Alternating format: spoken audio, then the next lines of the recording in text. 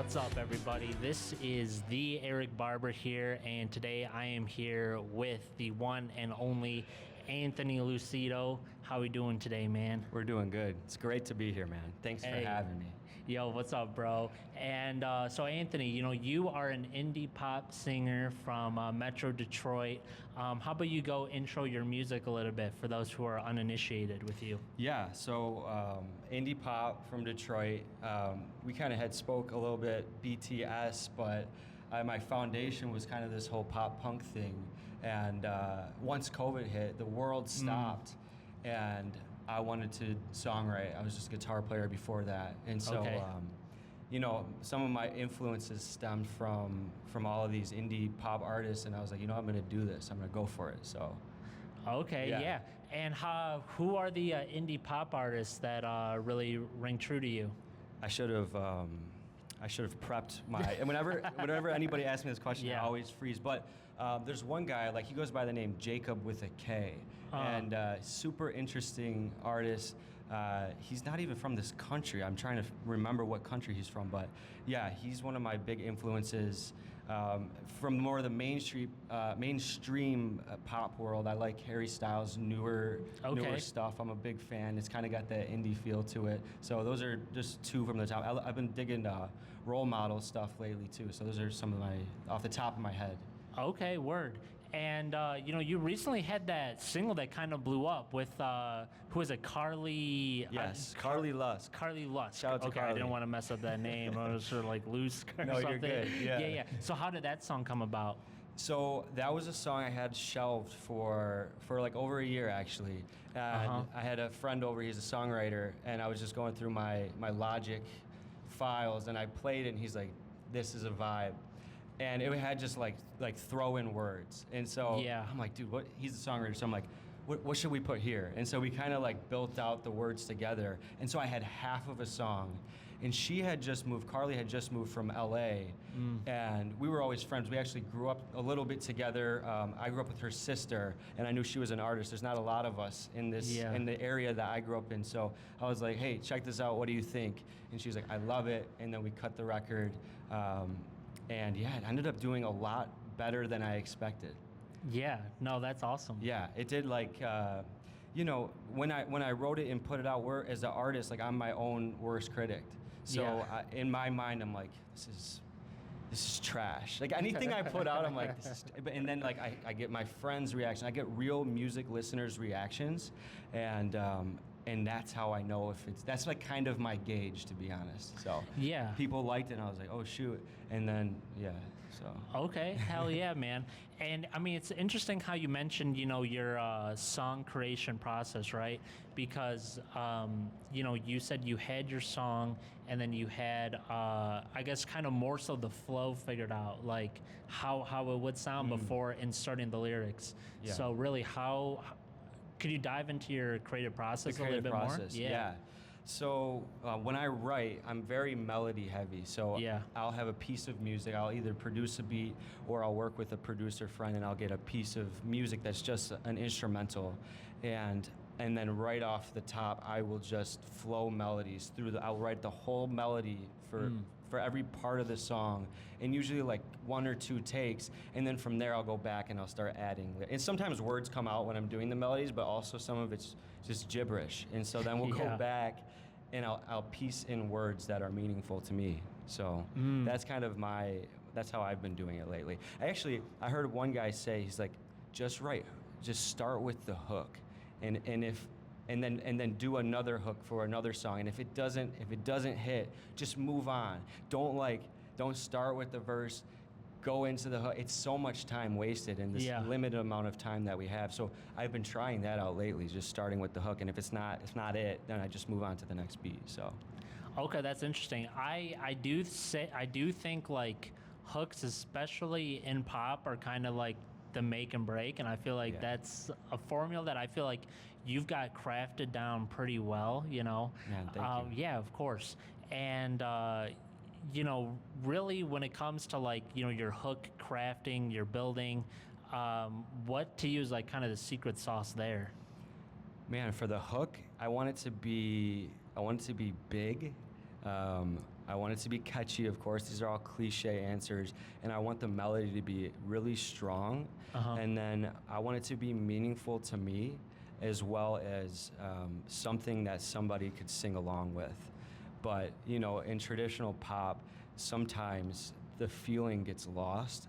And I try to stay away from that. And so that's why we fuse it with the alternative kind of indie thing, because I feel like I'm not just making it to make a hit, but I'm making it to get something off of my chest or deal with, you know, whatever it is going on in life, or to story tell, whatever that may be. So. Okay, no, that's sick, man. No doubt about it. And who are you listening to right now? Shoot, who was I just listening to before this? On the way here, I think I was listening to Drake. Drake, which is very, very controversial. I don't listen to a ton of Drake, but my friend, I was on the phone with him and he was singing Drake to me, and I'm like, all right, we're gonna listen to that today. So okay. So stupid. Nice. Which song, man? You can't just leave us hanging there. It was something off the new album, and I was also listening to Bieber on the way here. Okay, Bieber, solid. I was listening to some old Bieber. I've been listening to there's this AI bot on Spotify. He's called DJ X. And he's like, yo, Anthony, I got a new song for you today. And he'll just like go off of what you've been listening to. And so I was listening to some Bieber. Yeah. High key, man. I mean, quick tangent. Dude, frick the Spotify algorithm and frick that robot, bro. I'm not even playing. I feel like, for one, from a listener standpoint, I feel like very rarely am I put onto new music. Like, let's say your biggest inspirations, right? Like Harry Styles and Bieber, right? And then maybe we'll throw in some Carly Lusk, right? Let's say someone has the flavor profile, listens to all three of them a lot. Yeah. The odds of the algorithm recommending you, like, zero. You know what I'm saying? Okay, I'm with you with that. Yeah, for sure. Right. Like, in terms of new artist discovery, which I feel like more people want than, like, you'd think. Like, no one just wants to listen to Bieber forever. No. I'm like, all right, one song. Like, I love him, but I'm like, all right, what's new? Who's coming up, right? Like, who haven't I heard yet? Yeah. And that's kind of like you're saying, like, you don't get that with it. It's actually more of just like, I thought it was funny.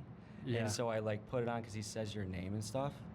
Oh, that the bot. Yeah, he's like, yo, Anthony.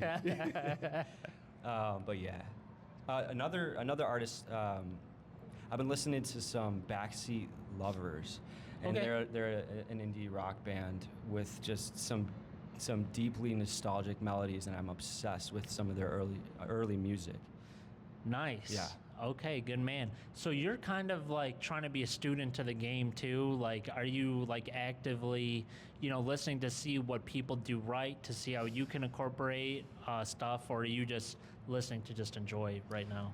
Yeah, I listen to enjoy. I also sometimes it actually clouds my writing process when I listen to music. So if I have too much influence of one artist, I kind of have to take a step back. And stop listening to music for a little bit and just get into my own creative space and quiet down a little bit. Yeah. And listen to some music and think of new creative melody. I don't want to be stuck in this comfort level of like the same melodies with similar style lyrics. So yeah, I'm open to growth and change and listening to new music, and even like these new younger artists coming up. Like, I love listening to that stuff. Okay. So, yeah. That's what's up, man. And I noticed like a lot of your songs have like some great beats too, right? Like R&B. You sent me a demo. We'll talk about that demo in a bit too. But with your, I guess really, I know you play guitar. Where do your beats come from? Do you make them? Do you work with a producer or? Yeah, I have a great producer here in Michigan. He goes by the name of Josh Collier, and he records out of his house and also Kensington Church Studios. Okay. So he does a really good job. And then of course all my LA producers. I go out there, a few times a year, and I'll go work with some of my close producer friends out there. So I just did a project. His name's 1-800-RUDE, and he did a lot in the K-pop world, and he did some. We cut some songs. We wrote some songs together, and I got some on the back burner that I got like 20 songs on the back burner that are just unreleased, waiting to be dusted off. So. I don't know, man. I feel like, if we look at your Spotify, right? I mean, you got a lot of singles and stuff, Yeah. right? I feel like what we need, bro. I know. I'm curious what your thoughts are here, because I know I talked to your boy Stoop, and he's not a big album guy either, right? He doesn't have an album out. Are you gearing up because you got all these songs on the back burner? Like, are you gearing up for a full length project? Do you think? I think an EP is more something I foresee for the future. Yeah, because I'm such a perfectionist that if I could get 5 songs that I'm content with, I would be really, really stoked to do that. And I think I'm getting really close. So probably single and then EP will be next. So nice. Yeah. And you sent me a demo, man. You didn't even tell me the song title, but the vibes that I got off of it were kind of like maybe a little bit of Mike Posner and some Timberlake. I think you even had a Timberlake line off of it. Am I crazy? It was the like demo. I filled in a Charlie Puth line, but yeah, I know exactly what you're talking about. Yeah. That lyric will change, but yeah, I did fill in. That's part of the. I'm pulling stuff from places I don't even know, so it's like okay. But those are gonna be the main melodies in that song. So that's a just tight trying song. to avoid copyright. So No, that beat was like, it felt like very contemporary. I can't even like express it, but like it was kind of like, it feel like how a lot of beats are kind of structured now, where it feels like a little abrasive at first with your smooth melodies. Like it sounded like sweet. You know what I'm saying? Thanks, bro. I don't even know how to. You got to describe it better. Yeah, than it's me. like it's like a '90s type of R&B hip hop type of beat, which I think is making a massive comeback in the pop world right now. Okay. You're seeing like the Kid Leroy do a lot of those beats. He just did that Girls song, and then he just dropped. I don't even know what it's called. He dropped another one. So you're seeing like which I'm stoked because I kind of grew up in the '90s. So you're seeing a major shift to like those beats coming back. It's like early like Y2K type beats. Yeah. And so I think that's what the EP will mainly consist of is that style beat. R&B with lots of hip hop influences. Of course, I'm not fully rapping. I'm more of a singer. But we'll have probably some features with rap. We need that, bro. With some hip hop features. Any like names you want to throw out? I have a song that's shelved right now with the artist Stoop Lee, who's amazing Detroit artist. Someone that I definitely look up to, and that I've gotten to work with a few times. In music and in a different business, and him and his wife are just incredible people. So yeah, it's been really cool. So I have one song that I did with him that's shelved, collecting dust right now, but eventually I'll probably get to doing some form of release with that. Nice. Yeah. How did you get to know him? I think just through Instagram originally. Oh, really? My friend out in LA, he sent me his profile. He said, "Look at this guy making waves in Detroit." And I'm like, wow, this is sick. So we just connected on Instagram, and yeah, that's kind of how I got to know him.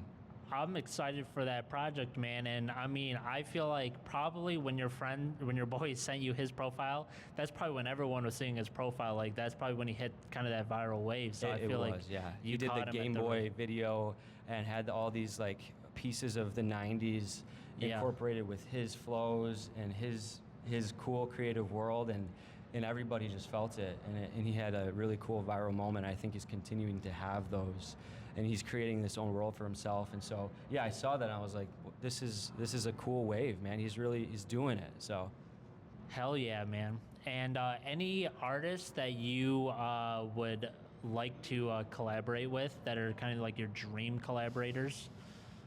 Yeah, there's a bunch. I would say like, Claro is an artist that I really love and listen to, and she's in that kind of that indie field. Jacob, the artist I had mentioned, he used to go by Jacob Agawa, and now he's Jacob with a K. Yep. obviously some of the bigger pop artists. It would be really cool to collaborate with some of those guys one day. I could see it. I could see it happening in the future. So there you go. Yeah, we'll see, and then maybe some more stuff with our hometown. Maybe some Michigan artists, some artists out of Detroit here. So we got some great artists. Yeah, man. dude, we do. Yeah, we got some amazing artists. So I would love to get more connected in that scene. Yeah, so. No doubt. I mean, Clara just did that crazy performance for Coachella. I don't know if you caught that, but I don't know if I saw it, but I have to go check it out. Yeah, it was. I think there were like, I don't want to even get the number right, but yeah, it was full, and she brought out like Bernie Sanders. Oh my gosh, yeah. Okay, she got political. Yeah, she did. Yeah, no doubt, man. And by the way, do you do like much like live performances? I do not. No, it's all been this game of studio and social media, TikTok and Instagram as of right now. But once I get this next body of work out, that's going to be the next move for me, is starting to do more live performances. I've had lots of opportunities that I've just I said I don't have enough, or I can't do this at the moment because life gets in the way. But yes, I have plans to do lots of live music here in the future. So. Okay. I mean, to you, is that something that is part of like your vision or your goals? Like, oh, I want to be up there, ahead of Claro at Coachella, or or on tour or something like that? Is that something that you envision for yourself, or mostly on the online realm? I was like back and forth with that for a while, because I was doing a lot of songwriting with like different pub stuff, and that's all behind the scenes work where I'm writing for other artists or different projects, sync projects, commercials, marketing stuff. And so I was doing a lot of that work. I'm like, could just do this, but it's not me. I've always been on a stage, like growing up throughout high school and even after that, whether it was playing guitar or playing the bass, and so I envision myself doing lots of live shows, performing, doing festivals, doing tours, being in and out of the studio, all of that. Okay, yeah, nice. I'm ready for it. I'm planning on it. Yeah, love it. And, a second ago we were talking about music discoverability, like, the Spotify algo sucks, but you found some success with TikTok and Instagram. Yeah. Really, what's your marketing look like? Yeah, my marketing, I started doing like super professional content. It was really dope, and everyone's like, wow, this is incredible, but the engagement wasn't fully great. So we switched over, and everybody knows this at this point, organic content does really well. And just being real behind the camera does really well. People just want to see you. Yeah. And not all the filters and all of the fluff. And so that's the stuff that has done the best for me, is just this raw, organic content where I'm like, here I am. Like, this is my artistry, this is my song.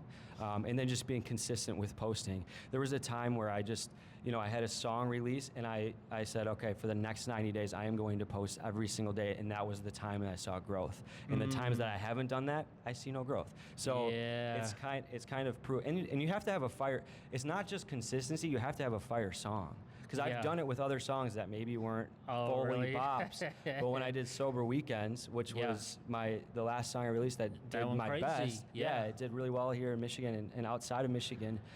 That's when I was posting super consistently. That's when I got radio play. That's when I got flown out to LA. All this different stuff to do, have opportunity. And, no doubt. I mean, that kind of makes me think. Actually, I was talking to some A&R people too, and they were kind of explaining it like, with content, right?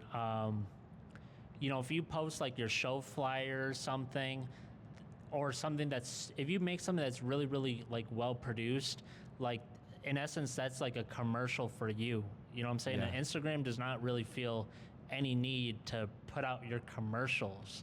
But if you're making content, you know what I'm saying, then that's something that people go on to Instagram to consume, so I think you got it figured out for sure, bro. I'm trying.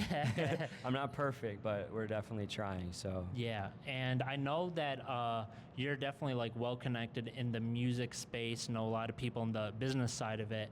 I guess if you could kind of speak to one thing that a lot of artists or people just don't know about the music biz, if you got any kind of, little bits of knowledge or something that surprised you. I was super surprised at how many people are writing a song at one time. It's not in my mind growing up. It was always there's one guy, and he's writing his songs, and he does everything. And yeah, you get the one-offs that do that, but it takes a village, and I personally learned that there's nothing wrong with having a team of people working with you and collaborating with you. I think that's where I've done my best work. That's where I've grown the most. Where it's like I'm working with professional artists that are at a level that's greater than myself, and they're growing me and helping me see where I can be better. And so like I love collaborating, and I love being in the room with other songwriters, and I don't have to write everything myself. I could tell somebody else's story, and I think it could be equally as valuable. Most of my songs now are my story, but it does take a little bit of a village, I think. I agree. And on that same note, I think I'm just pulling some of the knowledge that I have, but like, with when a lot of this like ghostwriting stuff came about, I felt like people were very sensitive to having other artists on their song, to the point where like ghostwriting actually became more common due to the allegations of ghostwriting, and people were just, like, I don't have any other writers on my song. But I feel like that's really detrimental. I think any artist or any writer, period, like if I write a 16 bar and I'm like, hey Anthony, what you think? And you're like, maybe change these 4 to have this rhyme scheme and like these words. I'm like, you should get a writer's credit. You know what I'm saying? And absolutely. Who the hell is not like going to have someone else look at their music? I think that totally erases a lot of it. And I think it sets like a bunch of negative expectations for people too. And it's like this ego-filled thing. It's like I write all my own stuff, and it's like that's cool. And if you can do it, great. But I was super surprised. Like I got to a session out in LA, and I didn't know who we were writing for. I just showed up by invite, and they're like, hey, we're pitching to Selena Gomez today. And we had 5 people in the room, and she didn't even know that we were working on it, right? And I'm like, so this is how it works. I'm in this room with A-list writers. I had no idea, I thought she would be in the room for all of her and this is a long time ago, but I thought she'd be in the room for all the sessions, and it's like, no, we got a team, and there's probably 5 more of those teams doing the same thing, pitching. Absolutely. Every artist and anyone wanting to be an artist too, Absolutely. So I guess this brings up to the next question. I mean, because you've been in the room with A-list writers, what do you feel like makes someone an A-list versus like someone who's clearly a novice when it comes to like writing music and stuff? So one guy I worked with, he just owns the room. When he comes in, it's this level of confidence like you've never seen. And he's not afraid to put his ideas out there, and he'll sing, and his voice will crack, and it doesn't matter. He's just throwing out what he's got. And he's written, Glimpse of Us for Joji, and all these different records, Miles on It by Marshmello and Kane Brown, and right? Like when I got to be in the room with him, he just walked in, he's like, I'm here, like we're doing this. And it was like this level of confidence. I was like, damn. So being in the room with people like that, it grows you. It just as an elevates artist. you, Absolutely. So having that, and how do you get that confidence? It comes with experience, and it comes with being in the rooms and doing it, and not being afraid to mess it up a little bit. It's okay. I've definitely like my voice is cracked in a recording session, like horribly. It's like, all right, what do? We move on. We do it again. So of course, man. And how do you train your voice to like sing? Just like warming up, doing like consistent like warming up, which is like different humming and like vibrations in the voice. There's some good stuff on Spotify that I use on the way to work and back, or if I'm on my way to a session, and like hot tea and honey. Some drops. I got these drops I use that coat your throat. And just like actively, because it's a muscle, right? So just actively using it. And if you don't, you start to lose it. But there's muscle memory, and you'll gain it back if you just are consistent. And then learning other people's songs, like singing other people's songs, like that creates a great singer, in my opinion. So okay, no doubt, man. And I mean, you are a Lucido, bro. And I know the Lucidos pretty well. We kind of work together and stuff. Do you feel like that there's any synergies between like your jewelry empire and what you do in the music realm? Yeah, I think there definitely is, and there definitely can be more as I grow into my artistry and as I grow into our jewelry business. I definitely see, especially with like social media and creating like this lifestyle branding for myself. I think I could see a really cool partnership with my family's company. So yeah, that's it's in my artistry. It's been amongst like new fans. It's kind of been a little bit of a controversial topic. Oh, really? Why? Just because people think like nepo baby type of thing. Oh, Yeah. really? I mean, nah. I've gotten a few of those little, and it's just funny to me. And my friends are like, we laugh about it because I get good. I feel like as an artist, like I get pretty good feedback from people, and it's not just because of like where I've come from and who I've known and who I know. So yeah. Yeah, I don't know. I mean, I wouldn't really say it like it's not like your family is in the showbiz. You know what I'm saying? Yeah, right. I've built all my own connections. Like I flew out to LA with knowing nobody. I just met people through like any connection I have in music is because of the social media presence that I've built on Instagram and TikTok, and then marketing myself. It's all been over messages, and it's all been over DMs. Like anybody I've met, that's how I got connected with Kiara's manager and everything like that. It was all nothing from the jewelry business. So, okay, word. One awesome plus though, every musician likes some jewelry though. So well, I have used it. I have used that a little. I'm making a grill for a producer right now. Oh, really? Yeah, okay. And I've definitely used it. Respectably to my advantage. At this rate, advantage. your trade. You know what I'm saying? Yeah, of course. Yeah. Why, I was. Yeah. Yeah. I know you got what you got on right now. Are we doing the wrist check? Let's just do. I don't got nothing on my wrist, bro. But we got this is called the Hulk. And it's a Rolex Submariner. Okay. And they call it the Hulk because it's got the green dial and green bezel. So, yeah, this is my baby. This is, really? Yeah. It's smooth, man. This was a gift. When I got 5 years of sobriety, my parents actually gifted this watch to me, and it was super special. So I will have this forever, man. Yeah, Congrats. It's a staple It's the piece. Rolex to own for life, eh? Absolutely. Yeah, it would be a disgrace to get rid of it. So awesome, man. No, that's great to hear. And we're in Detroit right now. You're a Metro Detroit artist. What are your favorite things to do around the city? I like going to brunch. Brunch? Yeah. Okay, you look like we're ready like to go a brunch. to brunch. Yeah. I like the dime store a lot. I like going to brunch, and then I'm in Metro Detroit a lot because our businesses are out there. Yeah. And in Birmingham a little bit too. I love Commonwealth out there. Brunch is like my thing. I hate dinner. Okay, yeah. I don't like going to dinner. So we know what bro's not doing after this one. Don't take me to dinner. Yeah. So yeah, I enjoy.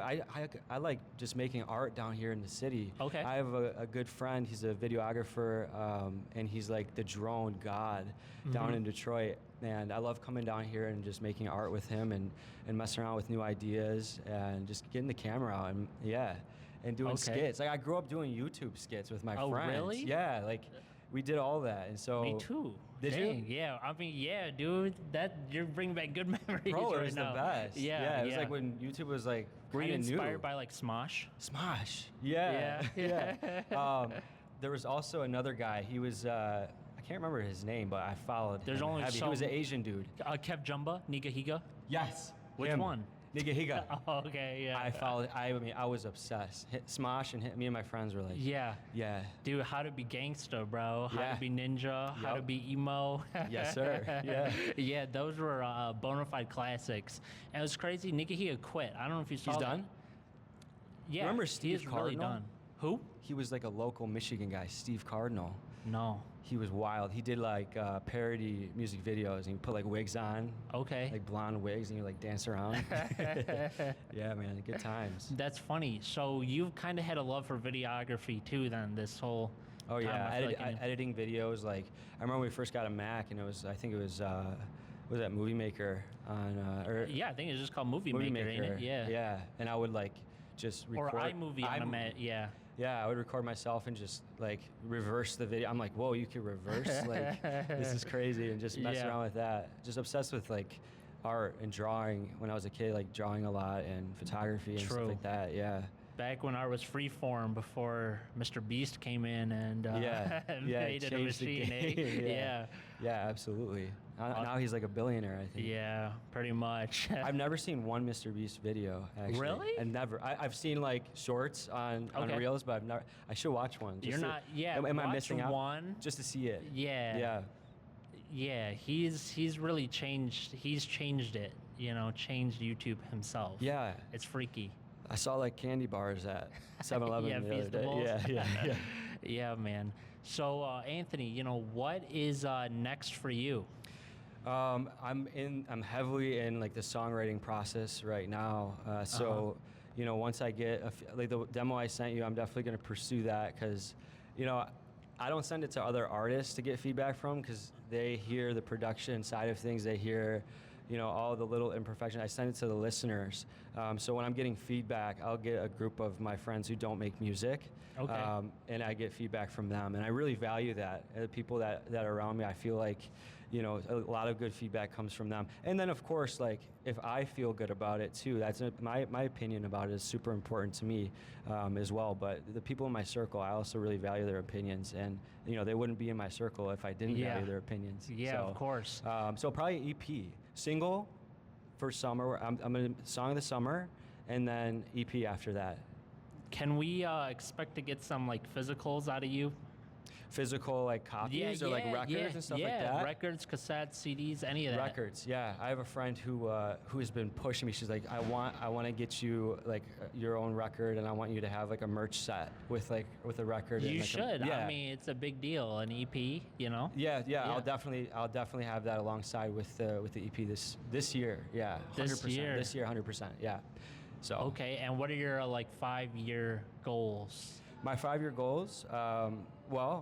I want to have a song on the billboards. That's a huge goal of mine. I've been vision boarding that and speaking it out. Yeah. So a song on the billboard in the top 5. That's a huge goal of mine, which is like a massive goal, but top 5. I mess with it. It's very doable. Yeah, I think I've studied the billboard. We'll talk about it after this. Yeah, let's chat. Yeah, I definitely want to hear if you studied it because I don't fully know the logistics. I want to work with an independent label here soon. Okay. I'd love to do something with a label out of Detroit actually. So that's ideal. I have talked to a few different people from labels here in Detroit. So that's another thing I've been vision boarding as well. So. That's a huge goal of mine because then you get more of a backing, right? Of course. And then you get more support, and you're around more songwriters. And then what else is a goal of mine right now? Do some live shows. Yeah, some live shows. Okay. Yeah. Let's rock and roll. Those are good 3 goals, right? Okay. Yeah. No, that's solid. Well, guys, that's Anthony Lucido. All of his socials and music will be down in the description below. Sweet, thank you, Check it bro. out. Check out for that merch, too. Yeah, and the record. We got to be into physicals these days, man. Yeah, I love you got to own your music. You're holding me accountable to putting that out, so look out for that. Yeah, I appreciate you guys. I love you guys. Thank you for interviewing me, man. Any final message you want to put out there, Anthony? Yeah, just trust God. He'll guide you. So yeah. My man. Thank you, brother. That's Anthony. All right, peace out, guys. Peace.